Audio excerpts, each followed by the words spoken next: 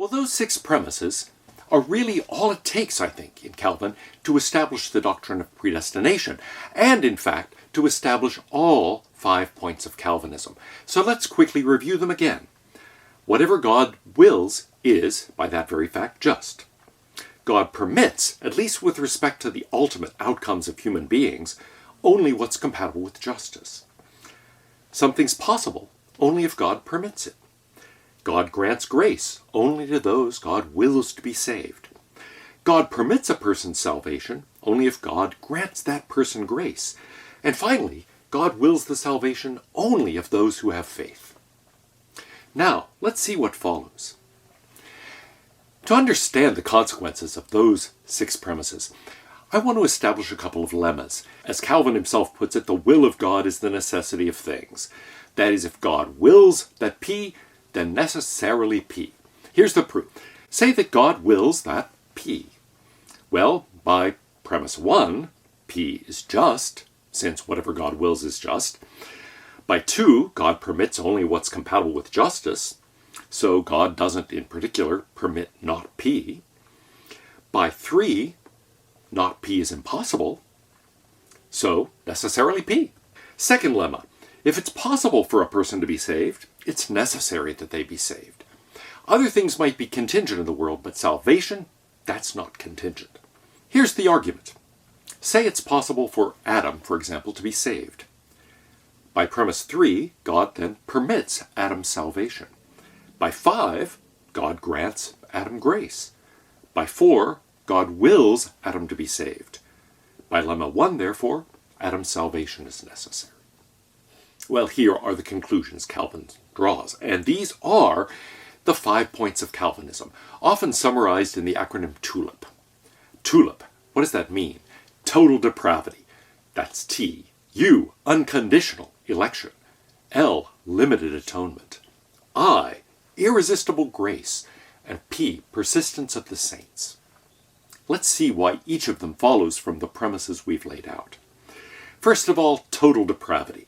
What does that mean? Each of us is totally depraved in the sense that we are incapable of living a good enough life to meet God's requirements. Paul talks about the law and the fact that the law condemns us to death. Why? Because none of us can truly live up to the law. Yes, maybe you can live a life where you don't commit murder, for example, where you don't commit adultery. But what about that coveting thing? Try that. Can you really keep your internal state of mind perfect in such a way that you never have an inappropriate thought, never have an illicit and selfish desire? No, impossible. It's not something you can do. You cannot yourself meet the demands of the law. We cannot on our own bring about our salvation. This is something that has to be a gift from God. Here's the proof. Suppose it were possible for Adam, let's say, to bring about his own salvation. Then Adam's salvation would have to be contingent on something Adam can do. Then it would have to be contingent, possible but not necessary. But that violates lemma 2. We've said salvation is always a question that is either impossible or necessary, can't be contingent. So it can't be contingent on anything Adam does. Adam can't do anything to bring about his own salvation. That's the doctrine of total depravity. Second, unconditional election. God's will for our salvation isn't contingent on anything we might or might not do. Here's the proof. Say that God's will that Adam be saved is conditional on Adam's doing something or not doing something. That it's possible for Adam to do, maybe that it's possible for Adam to avoid. Well, then Adam could do something to bring about his salvation, namely do that thing, or avoid doing whatever that thing is that's prohibited. But that violates total depravity. The third element of Calvinism, the third point, limited atonement. Christ didn't die to save everyone, but only some, only the elect, those predestined to salvation. That's a shocking doctrine, and indeed it's often something that Arminians and various other Christians object to. But here's the argument for it. Say that Christ did die to save everyone. Then God permitted everyone's salvation, but by premise 5, that means God granted everyone grace. By 4, God wills that everyone be saved, and there are biblical passages that say that are often used against the Calvinist doctrine. So, Well, it would follow that everyone's salvation is necessary by Lemma 1, and everyone has faith by Lemma 6. But now, that's factually false. Not everybody has faith in God. And so actually, in this case, we in effect have another empirical premise slipping in, which is, look, some people have faith, some people don't. Not everyone has faith. All could be saved, and Christ, we could say, died to save everyone, only if everyone had faith. But that's not true.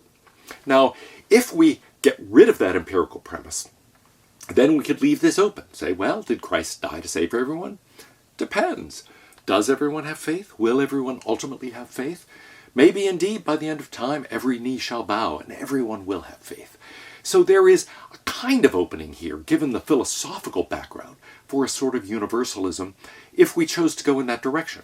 Calvin doesn't accept that. He thinks it's just obvious that lots of people do not have faith, do not make even any attempt to follow God's law, and so he thinks that's highly unrealistic. But nevertheless, philosophically it would be an option. It is a factual claim that some people don't have faith and really won't have faith. Fourth point, irresistible grace. We can't resist God's call. Grace can't be rejected. Grace is a gift from God, and you can't turn down the gift. If you're given the gift, you've got it. You cannot resist it, you cannot turn it down. Here's the argument. Suppose God grants you grace. Well then, by premise 4, God wills that you be saved. But by Lemma 1, God's will is the necessity of things. It is a necessary truth now that you are saved. And so you can't resist God's grace. If God grants you the gift, you are saved and your salvation is necessary. Fifth point of Calvinism, perseverance of the saints. Once granted, you can't lose salvation.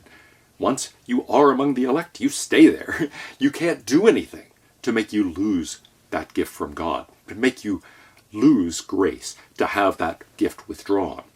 Here's the argument. Suppose God does permit your salvation at a certain time. Well, by premise 5, that means God has granted you grace at that time. So, by premise 4, God wills at that time that you be saved. But then by Lemma 1, your salvation is necessary at that time. And if it's necessary at that time, it stays necessary. What is necessary, period. It's not something that can be necessary at a certain time and then later fail to be the case. So once it becomes necessary, it is necessary, period. You cannot lose this. Now you might think that there are several problems with the Calvinist doctrine.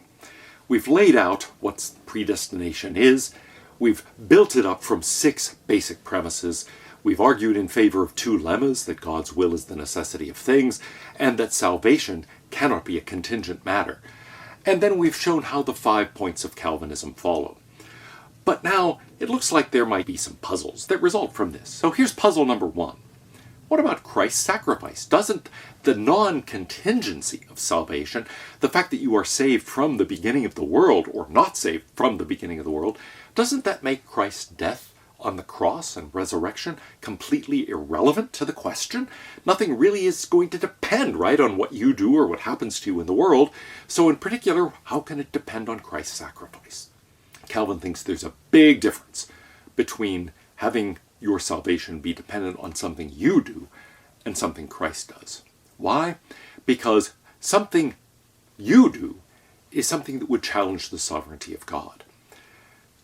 If you can affect your own salvation, then God's will, in effect, is dependent on you. God's will for your salvation is going to depend on something you do or don't do, something you might do or might not do.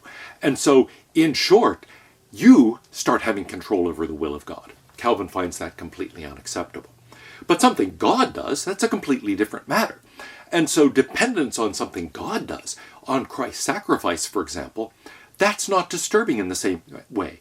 It's not something that challenges the sovereignty of God. And in fact, it's something required by God's justice. God can will something only if it's compatible with justice. Well, the salvation of sinners is not something that is by itself compatible with justice. It requires that somebody pay the price of those sins in order for that to be just. So God can will the salvation of anybody only if the debt is somehow paid. We're incapable of paying the debt. This is basically Anselm's argument from Cur Deus Homo.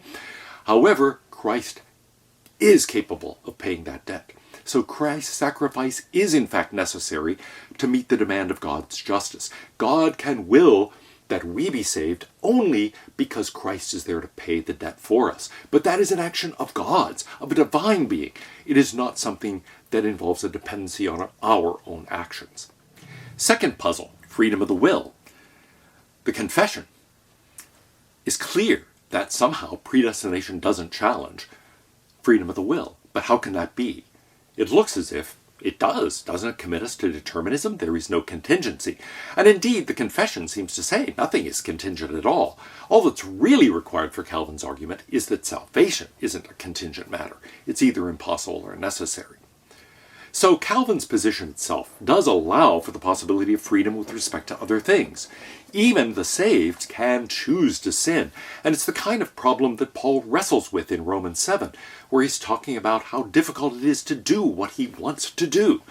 And so even for those who are among the elect, their freedom is restored. Humanity has, in effect, had freedom. We gave it away in the garden by sinning. So we enslaved ourselves to sin. God's grace can free us from that, and so God is capable of freeing us from that slavery to sin. But even then, the implication is we do have some freedom of the will. It is possible for us because God has restored the rectitude of the will. It doesn't mean we'll always do what is right, but it does mean we have the capacity to do what's right.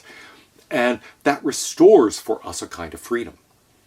So he thinks this is compatible with freedom of the will in a certain sense. Man, in a state of innocence, had freedom and the power to will and do that which was good and pleasing to God, but mutably so that he might fall from it. And indeed, that fall did happen. At that point, mankind lost all ability of will to any spiritually good accompanying salvation. So that as a natural man, being altogether averse from that good and dead in sin, is not able by his own strength to convert himself or prepare himself thereunto.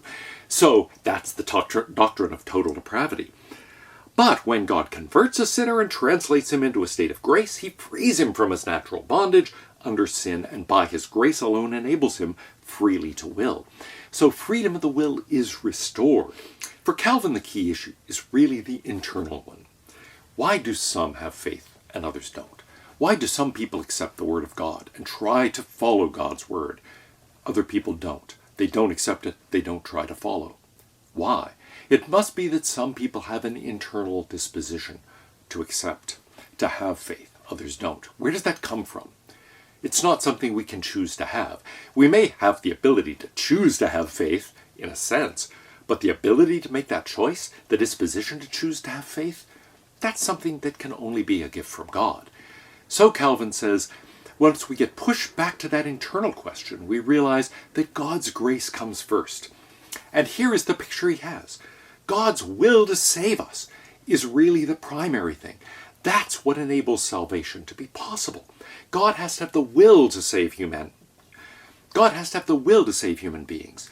Then God gives the gift of grace to some. That grace entails a kind of freedom. God restores freedom to some of us. And that freedom leads us to accept and to have faith. Faith then leads to salvation. And that salvation and that faith lead us then to try to follow as best we can in the footsteps of Christ, and so to do good works. But what comes first is the will of God. The rest all follows from that. God's will doesn't depend on what we do or on our acceptance of faith. Instead, our acceptance depends first on God's will. Last puzzle, God's foreknowledge. God does know everything that happens, everything that will happen. So perhaps, as Luis de Molina thinks, God's choice to save us depends on his knowledge of what we will do, might do in various counterfactual situations. Calvin says no. For the same reason that God's decision to save us does not depend on anything we actually do, it's certainly not going to depend on anything we will do or might do. That puts us in charge and makes us in charge of God's will.